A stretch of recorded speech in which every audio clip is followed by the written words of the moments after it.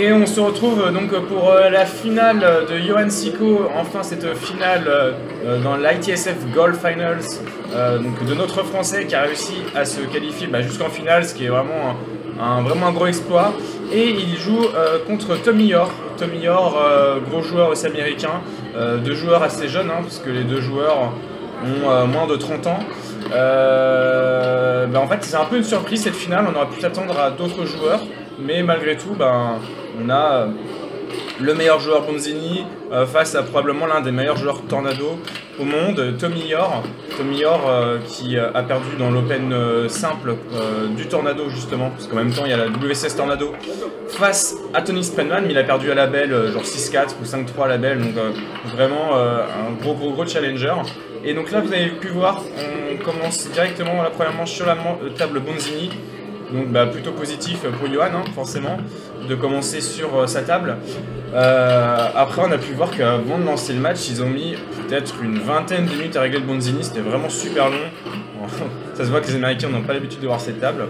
Et donc là ça commence directement, voilà. Johan qui a fait l'exploit de battre Tony Sprenman au tour précédent.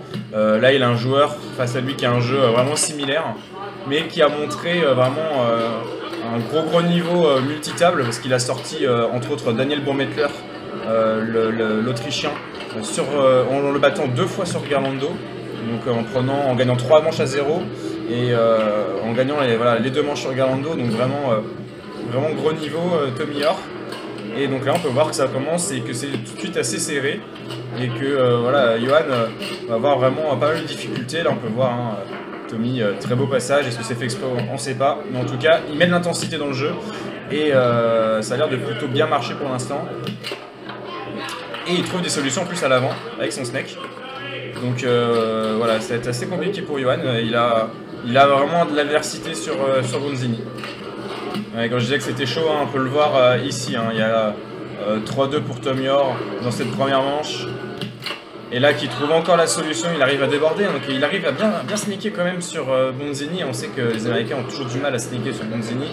Là, il a fait un bel aller-retour tiré longue qui a bien marché. Et là, il a déjà 3 balles de manche, 3 balles de break, on peut appeler ça un break, de gagner sur le baby-foot adverse.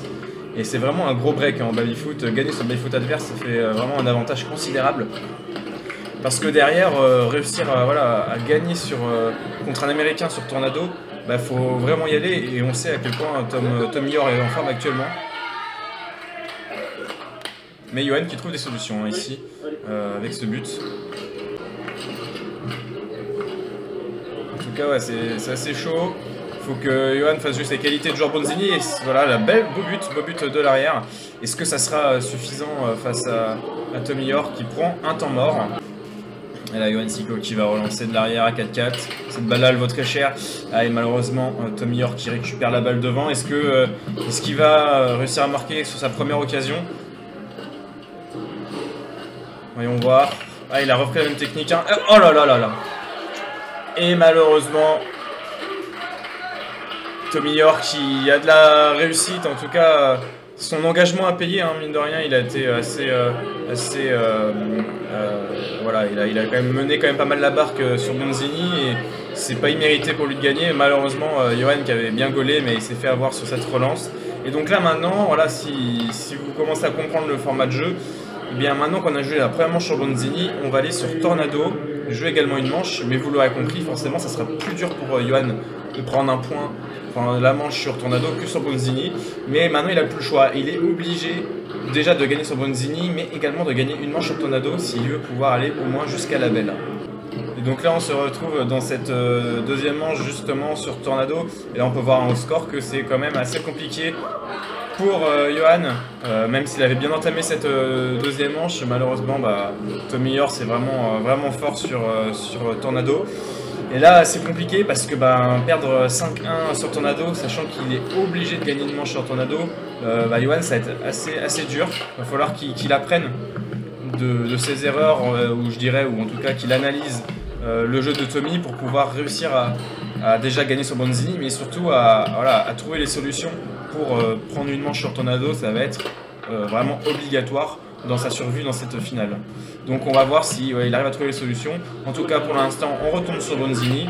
faut faire le job sur Bronzini et après on pourra repenser à Tornado.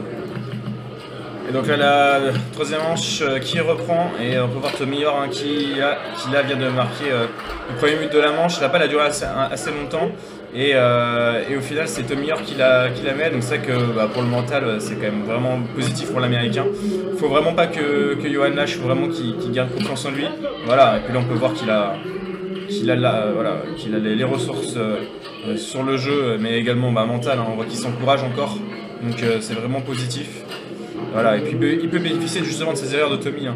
Tommy, voilà, c'est pas sa table Bronzini, donc normalement, Johan va être vraiment dessus. Là, on voit qu'il a tenté la bande, qui est pas passé, mais il a quand même la balle au Tommy. Ce passage tir, on sait pas ce que c'était. Mais il a la balle devant, et là, faut y aller. Hein. Alors, malheureusement, il se fait gauler. Et là, il faut prendre tout de suite l'avantage sur Bronzini pour pas se faire peur et avoir confiance. Hein.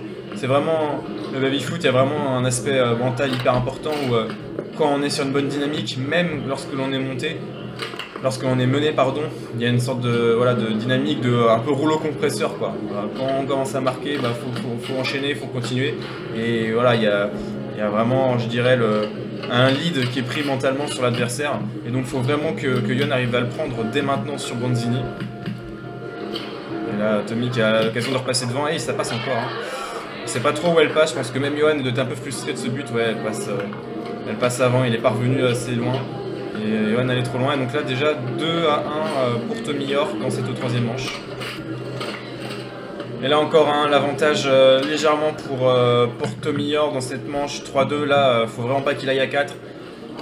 Johan qui passe en snake et qui marque un but un peu gag. Là, il se fait lober.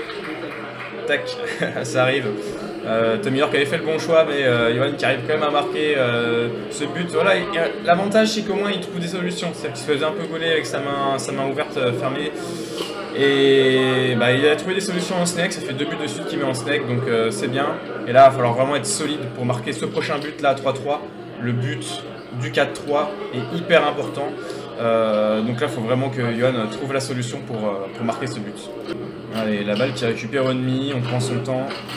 Belle petite croisée, ça ils n'ont pas l'habitude les Américains, hein. Les croisées comme ça n'existe pas sur Tornado.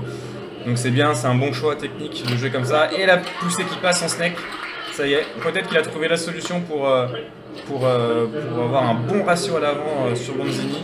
Alors on sait que c'est pas un fan de snake, mais là pour le coup c'est efficace et il a la capacité technique de pouvoir switcher de façon de jeu. Et voilà, donc c'est vraiment hyper important. Voilà, donc là, Tomiyor qui loupe en plus son tir. Voilà. Et il est vif quand même, hein. Il est vif, il a une balle pour revenir à 4-4 et potentiellement s'offrir la victoire dès cette manche. Et encore une fois, son aller-retour fonctionne. Là, on a un écran noir, je ne sais pas ce qui se passe. Ok. Allez, une balle de tournoi, une balle de titre de champion du monde pour Tomiyor face à Yonsiko.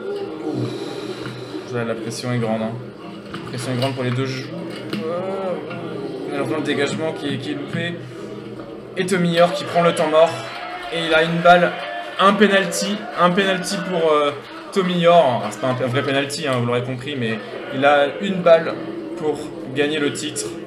Alors est-ce qu'on peut dire champion du monde? Je sais pas. En tout cas, vu la teneur du tournoi, on a les 8 meilleurs joueurs du monde, plus les 4 vainqueurs de World Championship Series de 2024. Donc on peut dire que le vainqueur est champion du monde. Hein. Oula, un passage, un engagement unique et je sais pas trop... Et ça passe. Il est champion du monde. Et malheureusement, Yonsiko qui finit deuxième. Alors, bah, énorme performance de Yonsiko, notre français, qui finit deuxième meilleur joueur du monde, en tout cas sur ce tournoi. C'est une performance exceptionnelle. Derrière, bah, c'est Tomiyor qui gagne. Bah, franchement, un gros respect à lui. Il a montré un niveau de jeu exceptionnel. Tout le tournoi, il a sorti des matchs énormes en battant, je pense notamment à Daniel Bormettler en quart de finale, en le battant comme Yonsiko, en gagnant ses 2 manches sur la table de son adversaire. Voilà, on sait hein, que les Américains, la Garlando et la Bronzini, ils n'apprécient pas spécialement, surtout la Bronzini, et ils l'ont fait. Et on peut voir à l'écran Sullivan Roux qui, elle, remporte également le ITSF Golf Finals féminin. Donc bah, les deux Américains qui gagnent ce tournoi. vraiment grosse performance. Mais voilà, je tiens évidemment à féliciter voilà, vraiment de vive voix Yoann Sicot qui déjà a réussi à se qualifier pour ce tournoi-là. Hein, c'est le seul Français sur les 24 présents à s'être qualifié. Un tournoi d'un niveau énorme, hein, on a pu voir vraiment. C'est que des joueurs qui sont déjà des monstres sur leur table, mais également sur les autres tables. Hein. On a pu voir Yoann Sicot sur Tornado contre Tony Sprenman qui a été vraiment très costaud, qui a mis vraiment des beaux buts hein, et qui a vraiment super bien joué. Donc vraiment gros respect à Yoann Sicot de s'être qualifié et puis d'être allé si loin. Il a un parcours vraiment compliqué, 6 matchs de qualification qui étaient vraiment durs. Il fallait être dans les 8 premiers pour pouvoir aller en quart de finale. Il a fini 5e. Voilà, franchement déjà c'est vraiment énorme. Derrière, il a eu un gros parcours. Il bat en quart de finale Martin Douza qui malgré tout est un très bon joueur. Hein. En demi-finale, il bat Tony Sprenman, le numéro 1 mondial. Et voilà, il chute malheureusement au pied de la victoire, mais une très très belle seconde place. Franchement, vous pouvez tous le féliciter, que ce soit ici dans les commentaires ou sur les posts Facebook pour sa performance vraiment exceptionnelle, vraiment XXL. Donc voilà, ce finit pour cette compétition. C'était vraiment super cool à suivre. C'était la première édition, donc vraiment super cool à suivre. Puis on espère très vite d'autres tournois comme ça multitable. Il va y avoir la Coupe du Monde multitable du 23 juin jusqu'au 29, quelque chose comme ça. Donc voilà, j'espère qu'on pourra les suivre de l'intérieur pour voir un peu comment ça va se passer, suivre un peu nos joueurs de l'équipe de France. Et puis d'ici là, moi écoutez, je vous souhaite une très bonne soirée, une très bonne journée si vous regardez cette vidéo là le lendemain de sa sortie. Et puis on se dit à très bientôt. Salut tout le monde.